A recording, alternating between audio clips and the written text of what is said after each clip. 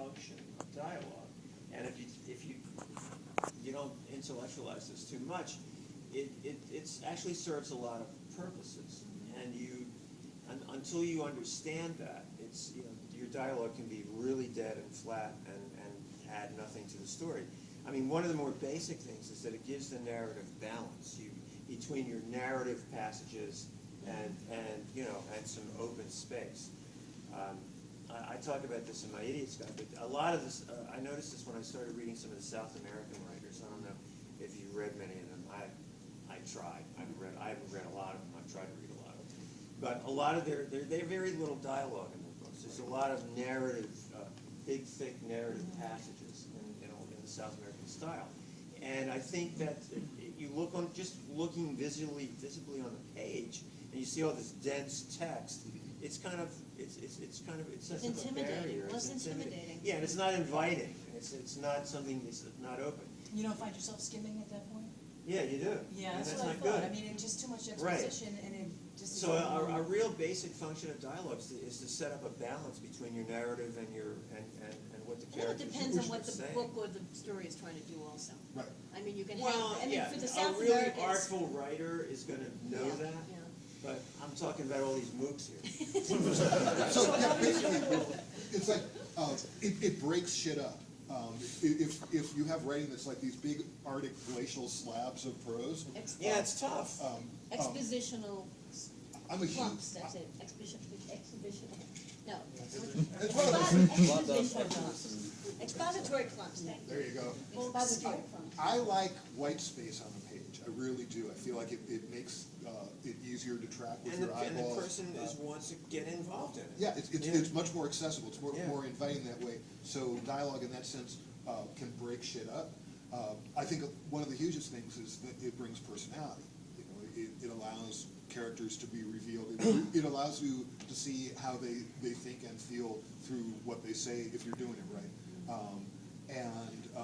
And personality is one of the key ingredients of stories. You want to be involved with people, whether they're nice people or not. You know, I don't think likable characters is nearly as important as interesting characters. But you know, the only way that you can tell who they are by words on page is how they feel and what they do. Right? Let me ask you a question about that whole thing. On the Sure. flip side of that, Yeah. you're talking about breaking up exposition and interjecting dialogue into it to make it interesting. I have come across a lot of writers who will give you huge info dumps in their dialogue and stuff that if you and I were talking and I start going into this long explanation about something that either you already know or you should have figured out, or I'm just telling you because I have to get it into the book. So how do you guys handle Well, that's the ridiculous old info as dumps? you know thing. Yeah, but where the characters tell each other shit they already know. Right. But the Don't. reason they're Right. doing that is because you don't know it. See, I talk that way. Monica tells me just shut up. Well, they're He's called right. info dumps also, exactly, yeah. Well, that's the whole thing. It's like as important. Knowing what to say is one thing. Knowing what not to say is a huger thing in so many ways. One of the things that I find when I'm editing people's stories is that they'll have people saying shit that they should not be saying at times when they should not be saying it.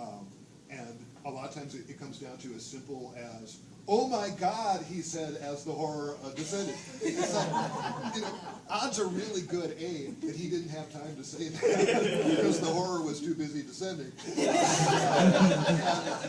And past that, you know, that shit just doesn't add anything except for dead weight.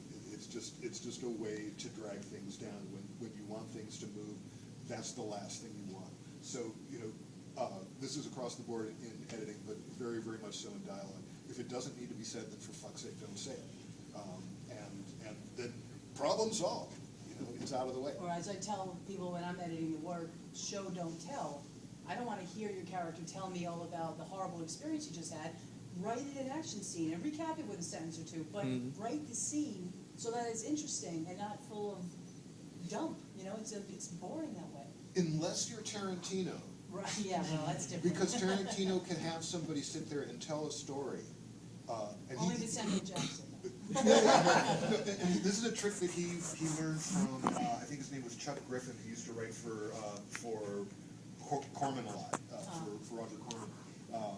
If you couldn't afford to show something, then you would have somebody tell about it, but they had to be really good at telling the story. If somebody, at that point, dialogue becomes less dialogue than monologue, but it becomes like a campfire tale and somebody recounting this thing.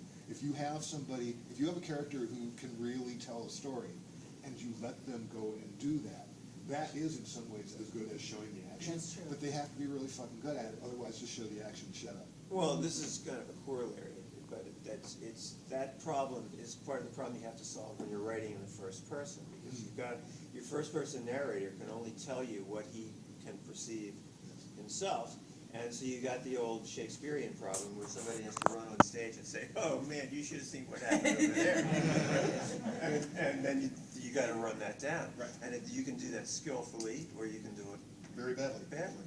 Yeah. Rose has been trying to raise her hand for a while.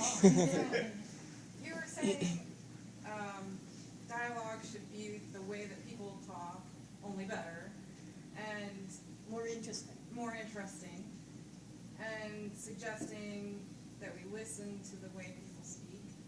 But what are you listening for? Well, we haven't gotten to that. There's another thing to talk about. That brings That's a up really good question. a very good question, because once you do get an ear for the way people talk, and one of the ways to do this, oddly enough, I think, is to read plays. Even if you hate going to plays or reading them, that's basically all that a play is dialogue. And if you're reading somebody good like Mamet, or what's the other guy? Sam Shepard. These guys, they really understand how people speak.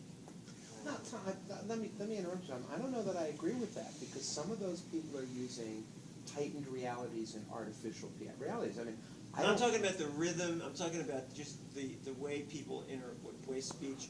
I would beg works. to differ with you on Really? Mamet and Shepard and people like that. I think what they're doing is because I started out as a playwright. Yeah. And I think what people like that are doing is using dialogue as a dramatic convention, as opposed to Yeah, but see, mimicking you're real taking dialogue. that to another level. I'm talking about somebody sitting in the audience and being able to be carried along by the dialogue. I don't know. I think Sometimes By the they, interaction of because characters. here's what I'm getting at. Sometimes, especially in Mamet plays, like American Buffalo, Right. they're sitting there talking about bullshit. Right. Okay, it's bullshit. Has nothing to do with any plot or any resolution or anything.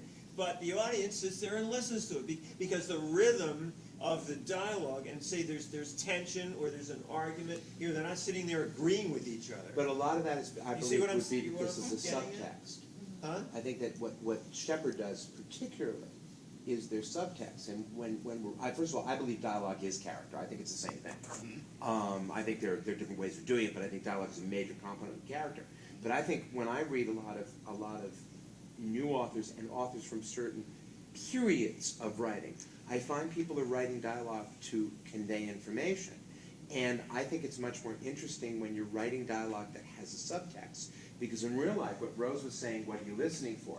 When I listen for dialogue with people, I'm not listening to what they're saying. None of us say what we really mean.